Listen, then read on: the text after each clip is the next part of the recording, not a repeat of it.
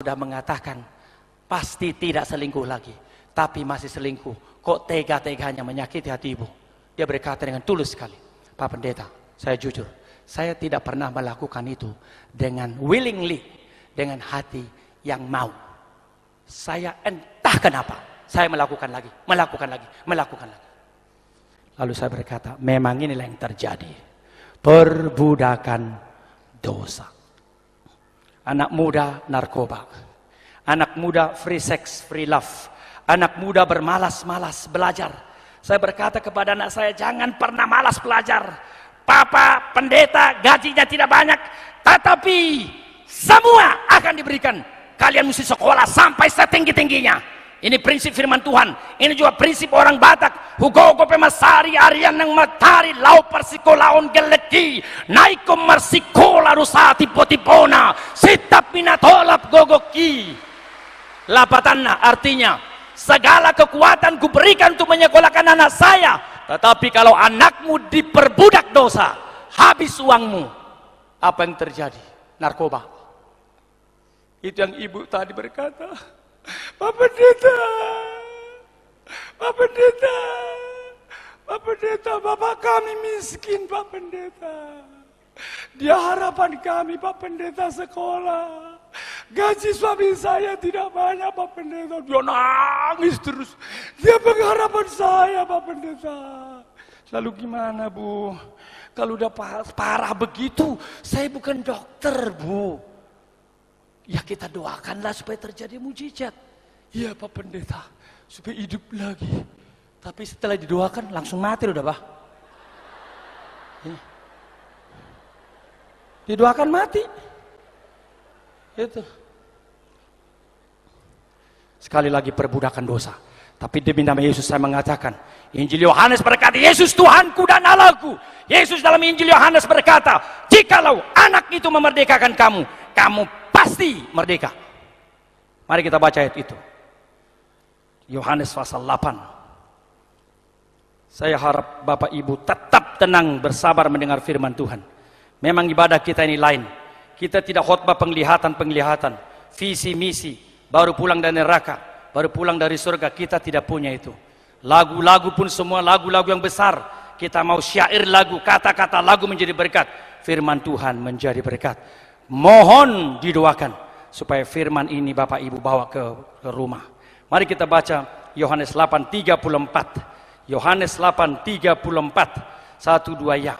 Kata Yesus kepada mereka, aku berkata kepadamu, sesungguhnya setiap orang berbuat dosa adalah hamba dosa. Ini istilah dari Yesus.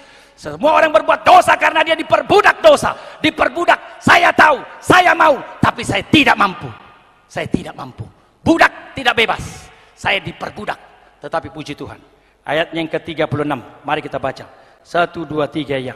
Jadi apabila anak itu memerdekakan kamu, kamu pun benar-benar merdeka. Amin.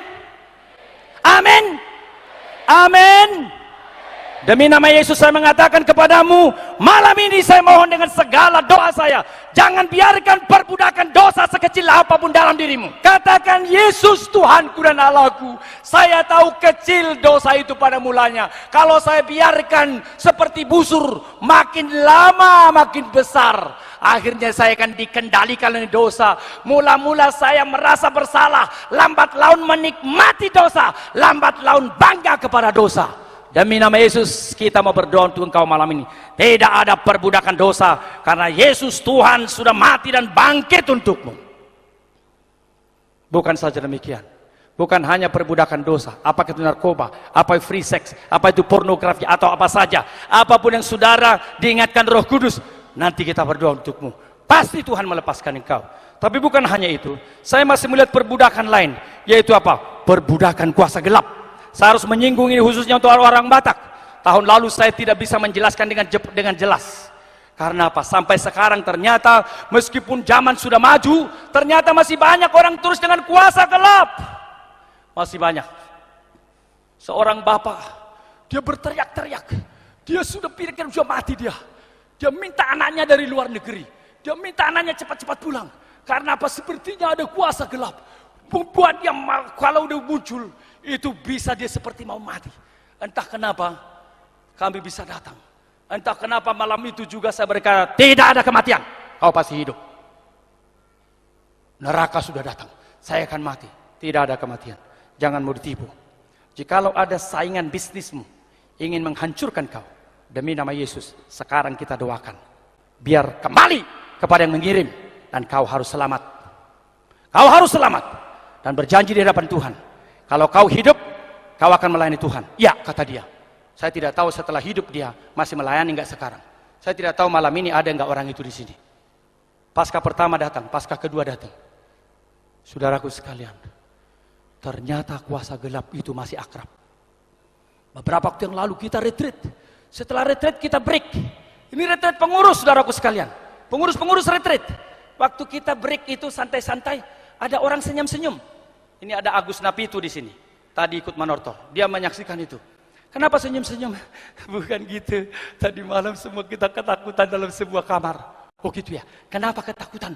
Karena seorang peserta kamar itu katanya melihat setan datang dari ujung. Dan akhirnya dia teriak, wah dia udah datang. Akhirnya semua orang ketakutan. Kami semua pindah tidur di ruang panitia katanya. Lalu dia berkata, itu kan katanya itu karunia penglihatan ya Pak Pendeta. Tidak ada itu penglihatan tuh. Kau tahu nggak saya bilang? Itu tipuan. Kalau orang itu ada di sini, sekarang harus didoakan. Dia lihat saya. Tapi katanya itu penglihatan anugerah dari Tuhan. Tidak ada itu. Kau tahu tidak? Amang boruku adalah permata si dua lapis. Jangan tanya amang boruku yang mana. Amang boru artinya om. Om saya itu bisa lihat setan. Waktu kita lagi jalan. Tiba-tiba dia bilang, geser hamu sawatik, ngalewat na tutuai. Oh takut juga kalau jalan sama dia. Geser sawatik, ngalewat na tutuai. Saya sih nggak mau geser, lu geser dong. Masa gua geser, gua nggak lihat kok, lu yang lihat gua nggak lihat lu. Jadi lu geser dong, hamba Allah lewat.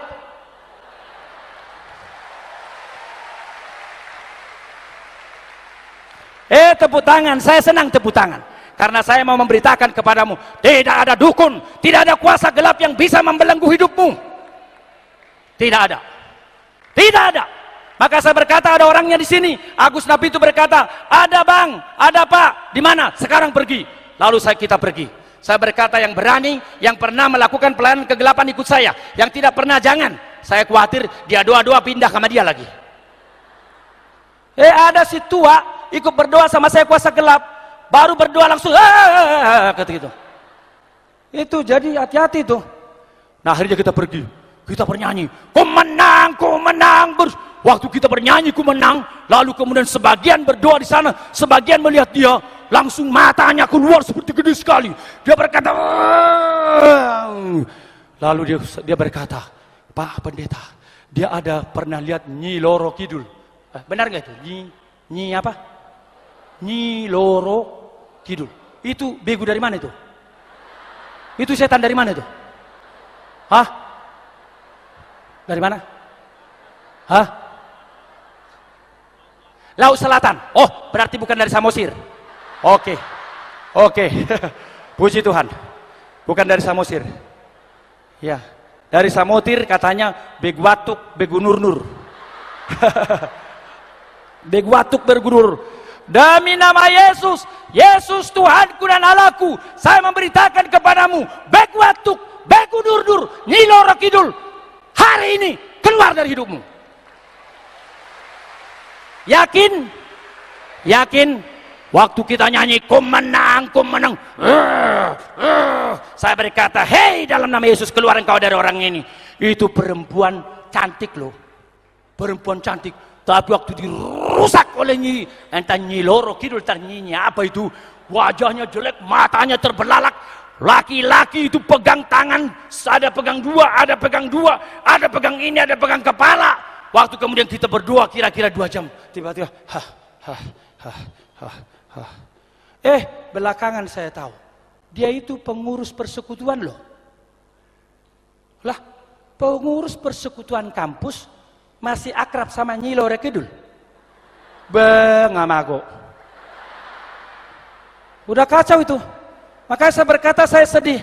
Kualitas PMK persekutuan kampus sekarang bagaimana? Nggak boleh dong. Anggota PMK pun nggak boleh. Apalagi sudah pengurus. Itu sebabnya saudaraku sekalian, saya tidak bisa menjelaskan terlalu panjang tentang kuasa gelap. Tapi yang jelas segala macam kuasa gelap, Musa ribuan tahun yang lalu sudah mengatakan jangan. Mari kita baca Ulangan 18, 10 sampai 12. Ulangan 18, 10 sampai 12. Saya bersyukur sekali kita bisa membaca ayat-ayat firman Tuhan yang penting ini. Jikalau demikian, tidak ada artinya uang 300 juta, 400 juta, sekian miliar, jika kita dilepaskan oleh Tuhan dan mengalami kuasa-Nya yang ajaib. Ulangan 18 ayat 10 sampai 12. Baca Alkitabmu teliti, tidak usah buru-buru. Kita nikmati 1, 2, 3 ya. Di antaramu janganlah didapati seorang pun yang mempersembahkan anaknya laki-laki atau anaknya perempuan sebagai korban dalam api, ataupun seorang menjadi petenung, seorang peramal, seorang penelaah, seorang penyihir, seorang pemantera, ataupun seorang bertanya kepada arwah atau kepada roh peramal, atau yang meminta kepada petunjuk kepada orang-orang mati. Ayat 12 sama-sama baca. Sebab setiap orang melakukan hal-hal ini adalah kekejian bagi Tuhan, dan oleh karena kekejian-kekejian inilah Tuhan Allah menghalau mereka dari hadapanmu. Berbagai macam, tidak boleh penyihir, pemantra, tanya arwah, percaya terhadap bintang-bintang, bintang Aquarius, Sagittarius, Pisces, Gemini, dan lain sebagainya.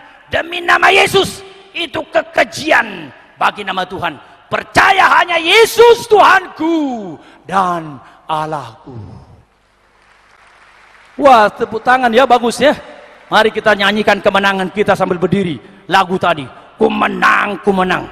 Saya mau kur terbesar tahun ini di Istora ini boleh menyanyikan.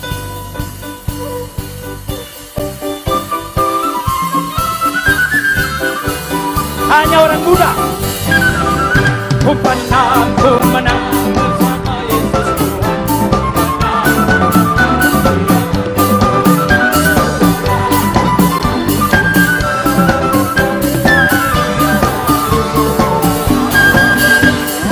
Haleluya, ya bangkit. Haleluya, ya hidup. Haleluya, dan naik. Roh Kudus turun. Wah, saya senang Tuhan Yesus. Inilah orang muda, upah penderitaanmu. Terpujilah Engkau Tuhan. Tidak ada kuasa pornografi, tidak ada kuasa kemalasan, perbudakan, dosa apapun yang membuat generasi muda ini tidak bisa berkarya bagi Tuhan.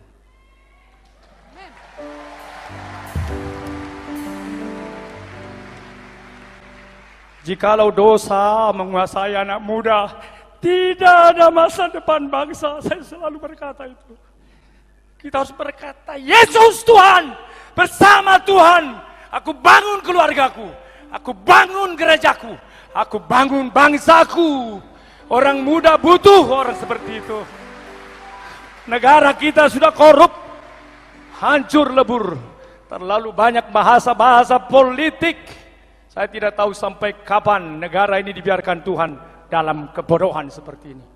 Tapi biarlah orang muda yang bersih mempersiapkan diri sebaik-baiknya, belajar bidang sebagus-bagusnya. Pada waktunya Tuhan berkata, now is your turn. Sekarang giliranmu, memimpinlah, pimpinlah republik dengan kuasa dari surga.